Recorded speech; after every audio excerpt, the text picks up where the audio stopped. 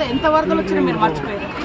అట్లాంటివన్నీ కూడా మరి ఎట్లా మనం పునరుద్ధరించుకుంటే వాటిని రాకుండా చేసుకోవాలి. ఇప్పుడు మీరు ఒక మంచి ఇల్లు కట్టుకుంటారు, సక్రమమైనటువంటి అన్ని అధికారాలు అన్ని పర్మిషన్స్ తోటి ఇల్లు ఎవరో అక్రమంగా లేదా బెదిరింపులతోటి లేదా పైరవి చేసుకుని వచ్చి అక్కడ ఇల్లు కట్టుకుంటే ఆ చెరువులలో మీరు చూసారు, ఒక ఇల్లు అయితే చెరువులనే ఉంది. మొన్న ఎవరిదో హైదరాబాద్ అనుకుంటు చెరువుల నీళ్లు ఇంత ఎందుకు కామారెడ్డి పోయే దారిలో నేను మొన్న ఆదిలాబాద్ పోతున్నా చూసిన డబల్ బెడ్రూమ్లను కూడా చెరువులనే కట్టించింది. మీరు చూడండి ఆ టోల్ గేట్ దగ్గర కామారెడ్డికి దగ్గర. అంటే గత ప్రభుత్వం అట్లా చేసి ఈరోజు వాళ్ళే అన్నారు 70 ఏళ్లలో విధ్వంసం జరిగింది, మేము మొత్తం పునరుద్ధరిస్తామని చెప్పి విడిగా పర్మిషన్లు ఇచ్చి మరి బిల్డర్లను లేకుంటే మధ్య దళారీలను ఎంకరేజ్ చేసి ఇబ్బంది పెడుతుర్రు.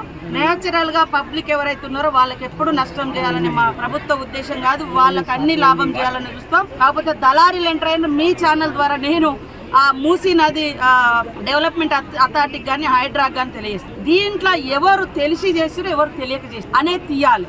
ఇందులో పొలిటికల్ ఇన్ఫ్లుయెన్స్ కూడా ఉంది. ఆ పొలిటికల్ ఇన్ఫ్లుయెన్సర్స్ ఎవరు అనేది వాళ్ళు ఇల్లులు కట్టుకుంటారు, మంచిగా రెంట్లకు ఇస్తారు, మళ్ళీ అడ్డం పెట్టి చేస్తారు. ఇంకోటి ఏదంటే ఎంత ఘోరం అంటే ఇష్టానుసారంగా తిట్టిస్తాం.